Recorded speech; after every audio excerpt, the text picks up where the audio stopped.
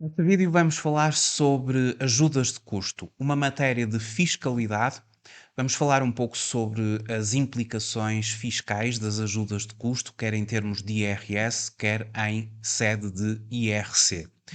E para tal, vou fazer a resolução de uma questão de exame à Ordem dos Contabilistas Certificados e, à medida que abordo a questão, vamos explicar as implicações fiscais das ajudas de custo. Mas quero começar por lhe agradecer muito o facto de estar a visualizar este vídeo. Sejam muito bem-vindos à Certform, Escola de Formação Prática. Eu chamo-me Miguel Fragoso, sou contabilista certificado, economista e formador nas áreas da contabilidade, fiscalidade e finanças empresariais. Vamos começar por ler uma questão de exame. O último exame de 23 de julho de 2022.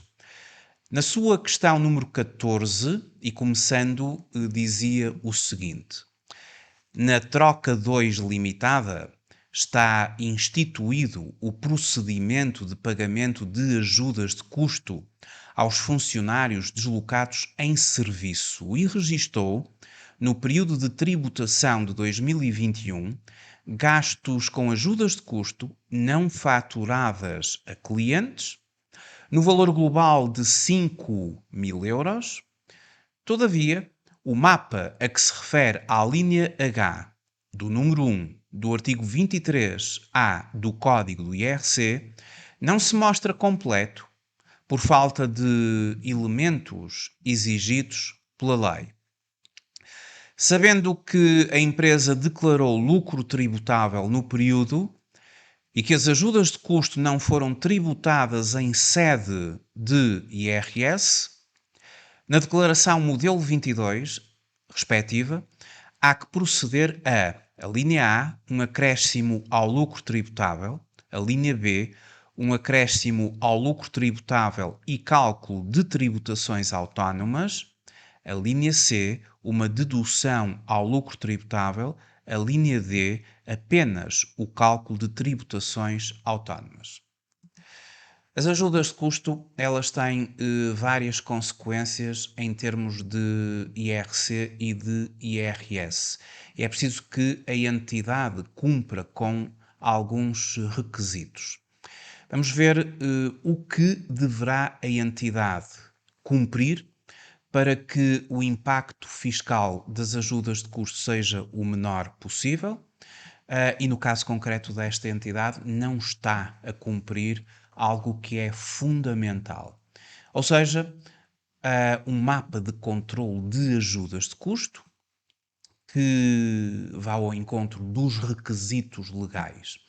E de facto aqui, apesar de no enunciado mencionar que existe um mapa, mas o mesmo não está em conformidade com todos os requisitos que a lei considera. Bom, ajudas de custo. Eu vou pegar aqui num manual que utilizo para trabalhar esta matéria nos cursos da Certform. E, em primeiro lugar, as ajudas de custo destinam-se a compensar os trabalhadores dependentes e os membros dos órgãos sociais das despesas por si suportadas quando deslocados do seu domicílio profissional ao serviço da entidade patronal.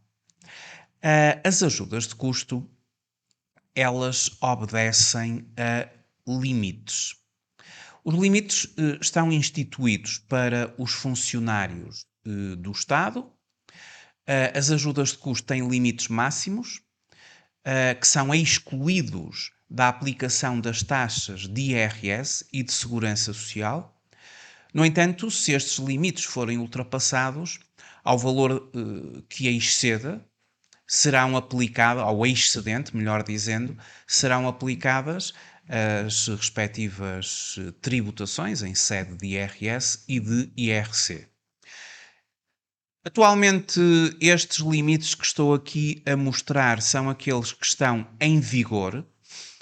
Em vigor em relação aos funcionários do Estado, as entidades da economia privada terão de utilizar estes mesmos limites para os seus trabalhadores. São limites diários até aos quais não haverá tributação em sede de IRS e também no domínio da segurança social. Se uma entidade pagar acima destes limites, o excedente vai estar sujeito a IRS e a Segurança Social. Nós temos os limites para os órgãos sociais das entidades privadas. Claro que isto aplica-se às entidades públicas, mas a linguagem que eu aqui utilizo está adaptada às entidades da economia privada.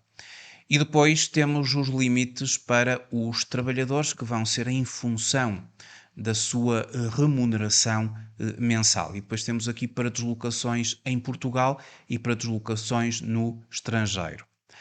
Ora bem, para que uma entidade, ao pagar estes valores, as ajudas de custo sejam aceites como um gasto, e a entidade contabiliza as ajudas de custo como um gasto.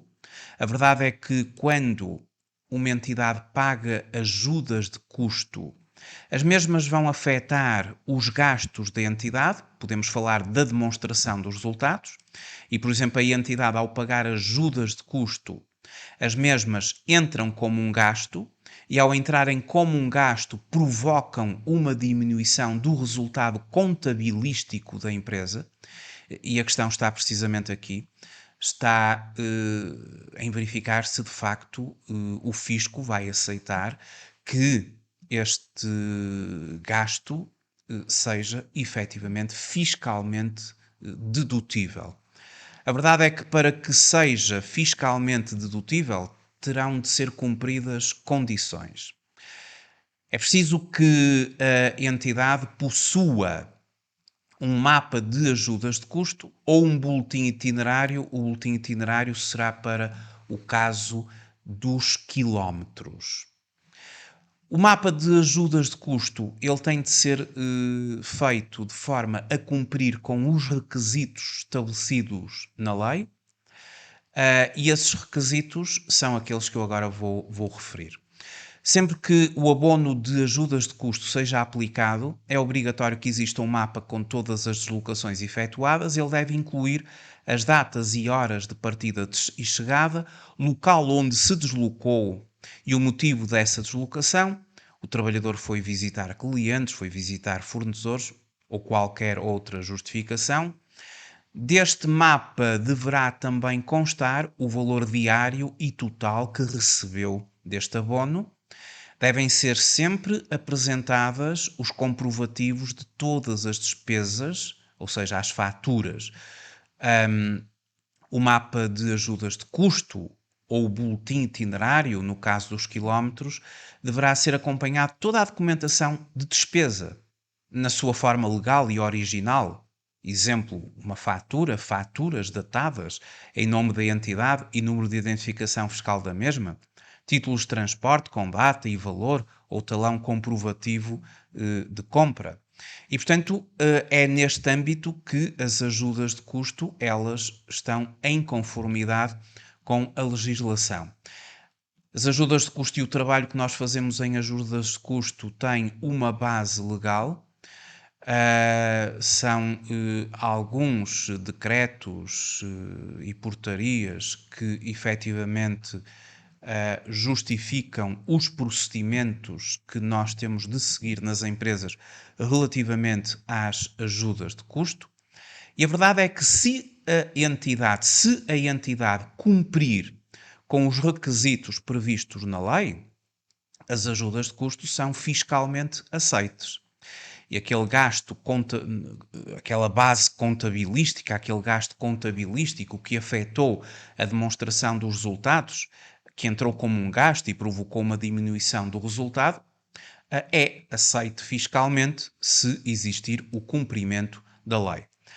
Todavia, se a entidade não possuir este mapa de ajudas de custo, ou mesmo que o possua, não está a ser preenchido de acordo com todos os requisitos legais e a ser acompanhado com todos os elementos a que os requisitos legais consideram, e portanto eu acabei agora de explicar, significa que a entidade não terá aceitação fiscal das ajudas de custo. Ou seja, isto é o que está previsto no artigo 23A, número 1, a linha H do Código do IRC. Este artigo diz-nos o seguinte: as ajudas de custo e os encargos com compensação pela deslocação em viatura própria do trabalhador ao serviço de entidade patronal, não faturados a clientes, escriturados a qualquer título, sempre que a entidade não possua, por cada pagamento efetuado, um mapa através do qual seja possível efetuar o controle das deslocações a que se referem aqueles encargos, designadamente os respectivos locais, tempo de permanência, objetivo, e no caso da deslocação em viatura própria do trabalhador, ou seja, no caso dos quilómetros, identificação da viatura e do respectivo proprietário, bem como o número de quilómetros percorridos, exceto na parte em que haja lugar a tributação em sede IRS na esfera do respectivo beneficiário. Portanto, aqui estamos a falar daqueles valores que são pagos nos limites que ainda há pouco referi. Porque tudo o que vai além daqueles limites já será tributado em sede de IRS, ou seja, na esfera do respectivo beneficiário. E, portanto, sempre que a entidade não possua o mapa, ou mesmo não esteja em conformidade com os requisitos legais, portanto, o que vai acontecer é que aquele gasto, aquela base contabilística, não é aceite do ponto de vista fiscal. E ao não ser aceite do ponto de vista fiscal, a entidade vai ter, a quando do preenchimento da declaração modelo 22, de considerá-lo como um ajustamento fiscal a crescer. Aquela parte que não foi tributada em sede IRS, ela vai constituir aqui um ajustamento fiscal a crescer. Ajudas de custo e encargos com compensação pela deslocação em viatura própria do trabalhador, com a justificação do artigo 23A, número 1, a linha H, vai acrescer no quadro 7, no campo 730, e, portanto, no fundo, vai aumentar aquilo que é o nosso lucro para efeitos fiscais, o nosso lucro tributável, e é o lucro tributável que vai ser efetivamente objeto de tributação, de aplicação das taxas do imposto que depois se fará no quadro 10 da declaração modelo 22. Portanto, isto é uma consequência da passagem do resultado contabilístico para o resultado fiscal, existirem determinados encargos que não são dedutíveis. E o artigo 23A elenca esses mesmos encargos não dedutíveis para efeitos fiscais e no seu número 1, a linha H, lá temos as ajudas de custo quando não há o mapa ou quando não foram cumpridos todos os preceitos legais, que é o caso da entidade que estamos a considerar. Mas para além disso, haverá sempre a consideração também das tributações autónomas.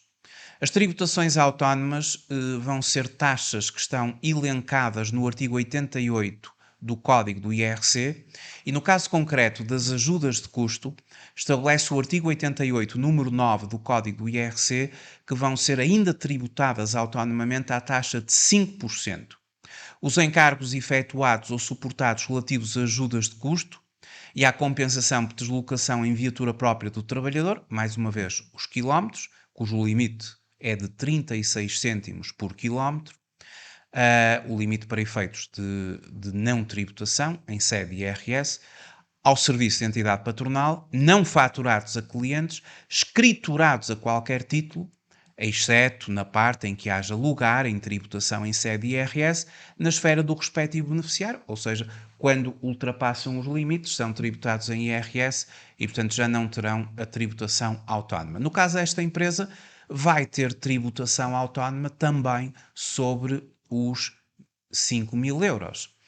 Mas teria sempre, mesmo que tivesse mapa e o mesmo estivesse em conformidade com os preceitos legais, a tributação autónoma aplica-se e, consequentemente, aplica-se ao nível do quadro 10 do campo 365, ou seja, no ato do cálculo do imposto, o campo 365, o das tributações autónomas, a entidade vai considerar 5% dos 5.000 euros e vai acrescentar aqui, obviamente que vai ter mais tributações autónomas, uma das quais é esta de 250 euros.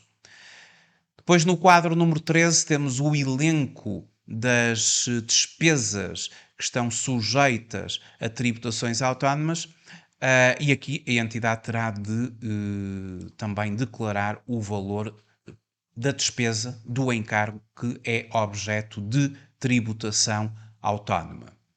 Bom, indo novamente à questão de exame, e para concluir, uma vez que o mapa de controle de ajudas de custo, o tal a que faz referência à linha H do número 1 do artigo 23 do A do Código de IRC, não se mostra completo por falta de elementos exigidos pela lei, significa isto que a entidade terá de acrescer, fazer um ajustamento fiscal a acrescer no quadro 7. Não é fiscalmente aceite. E em qualquer caso, teria sempre de aplicar a tributação autónoma de 5%. Portanto, digamos que das questões corretas, ou das questões, ou das possíveis respostas que aqui estão, a linha B é aquela que está correta, ou seja, na declaração modelo 22 respectiva, há que proceder a um acréscimo ao lucro tributável e cálculo de tributações autónomas. Ou seja, um acréscimo ao lucro tributável no tal campo 730 que vimos ainda há pouco, porque não há mapa ou o mapa não está em conformidade, as ajudas de custo não são fiscalmente aceites, e depois uma tributação autónoma que terá impacto no quadro 10, no aumento dos valores das tributações autónomas consideradas no campo 365 do quadro 10. Portanto, a linha B aqui seria a resposta correta. Muito obrigado por ter assistido a este vídeo. Até uma próxima oportunidade. Até breve.